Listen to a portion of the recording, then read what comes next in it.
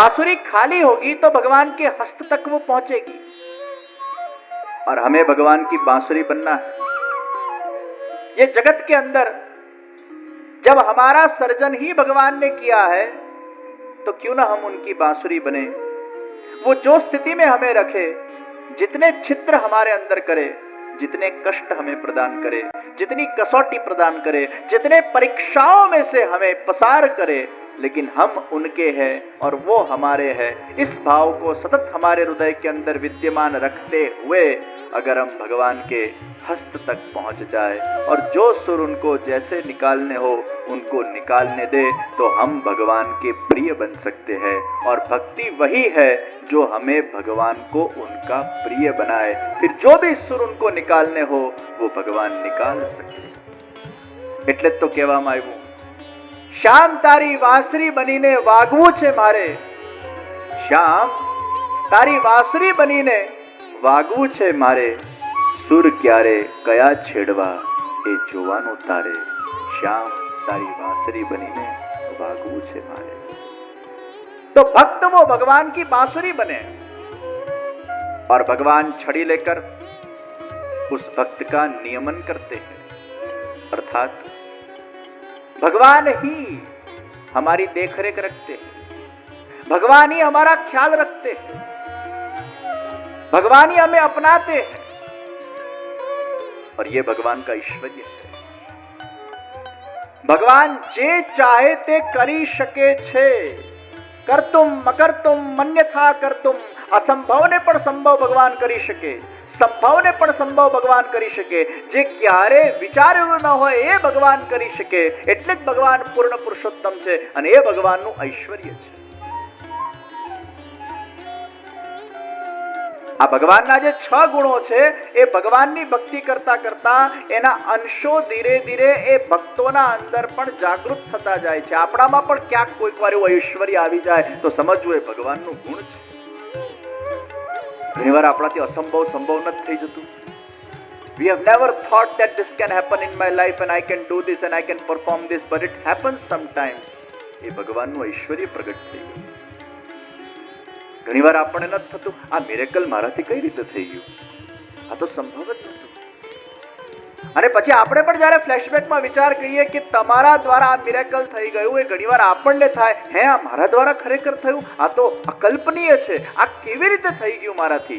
એ ભગવાનનું ઐશ્વર્ય હતું।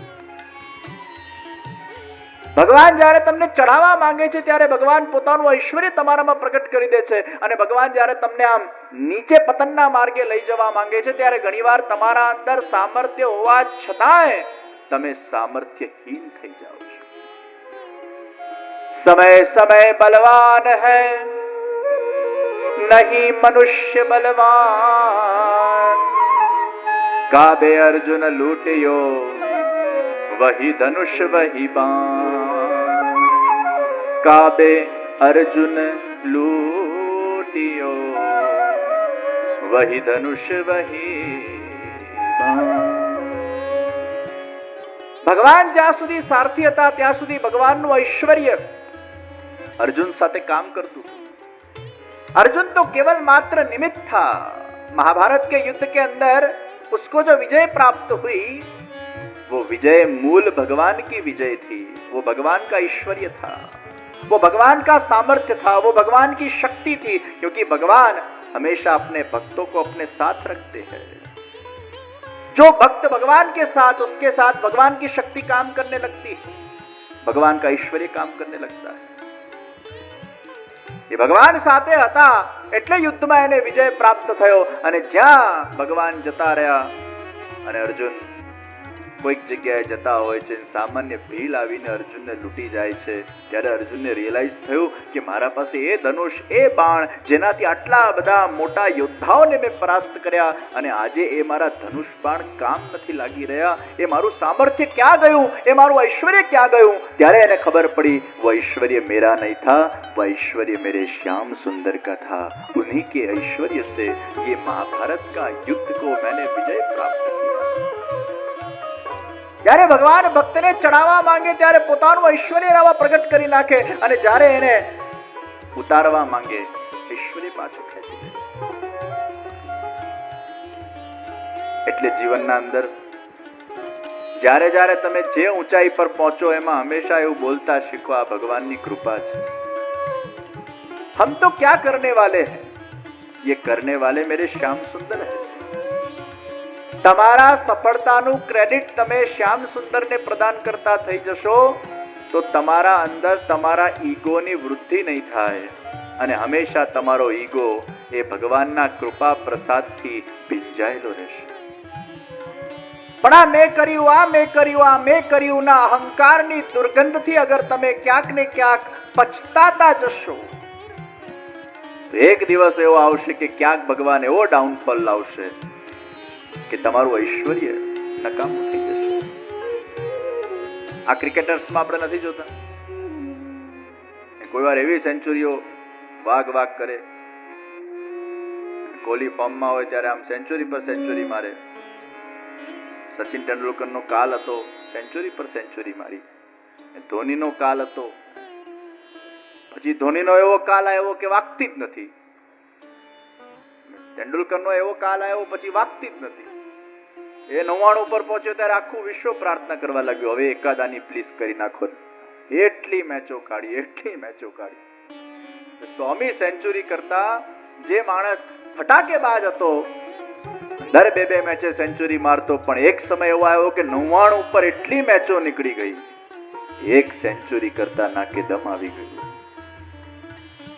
सबका काल आता है, सबका समय आता है, और इससे प्रतीत होता है कि जिस वक्त जो समय हमारा जैसा आता है उस वक्त भगवान हमारे पास ऐसी हमारी बुद्धि करवा के ऐसे कर्मों को साकार करवाता है. यानी मूलतः भगवान ही सब करते हैं और करवाते हैं, हम तो निमित्त बनते हैं.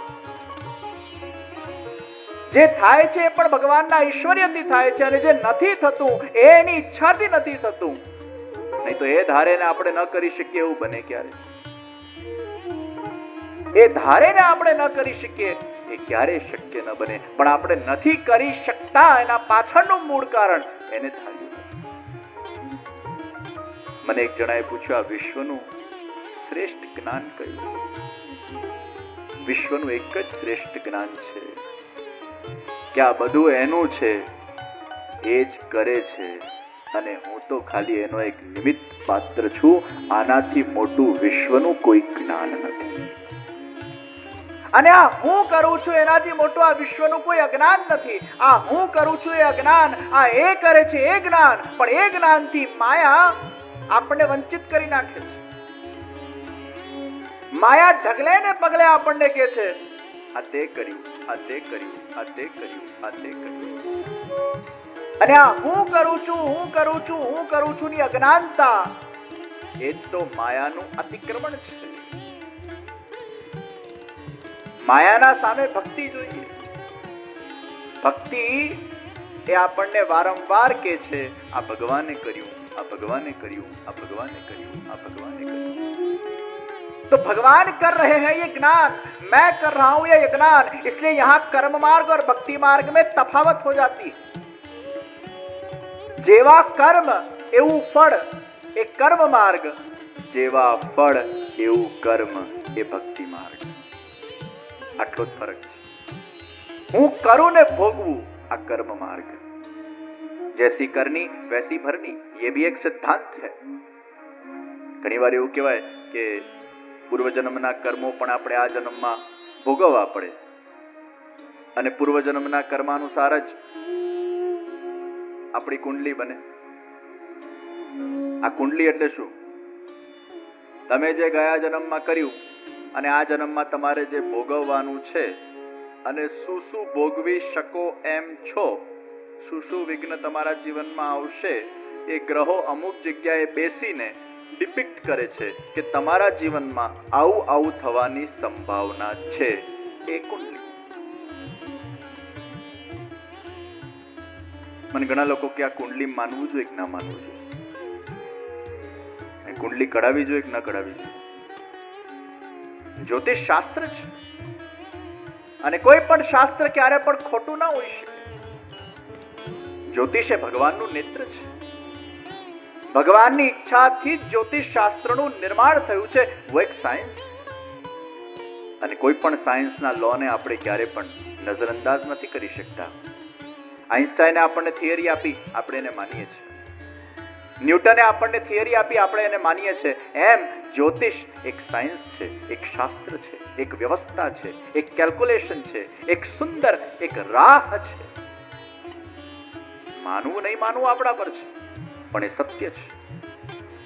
એ વ્યવસ્થાનો ઉપયોગ કરવો નહીં કરવો આપણા પર છે, પણ એ છે. મોબાઈલ વાપરવો નહીં વાપરવો તમારા પર છે, પણ મોબાઈલ છે. મોબાઈલના પ્રોઝ એ ખરા, કોન્સ એ ખરા, ફાયદા એ ખરા, નુકસાન એ ખરા. ઇમ્પોર્ટન્ટ મીટિંગમાં બેઠા હોય જો જોરથી ટ્રિંગ ટ્રિંગ થાય, એટલો ગુસ્સો આવે કે મોબાઈલને ફેંકી દઈએ. આ ક્યાં ભાગ્યો?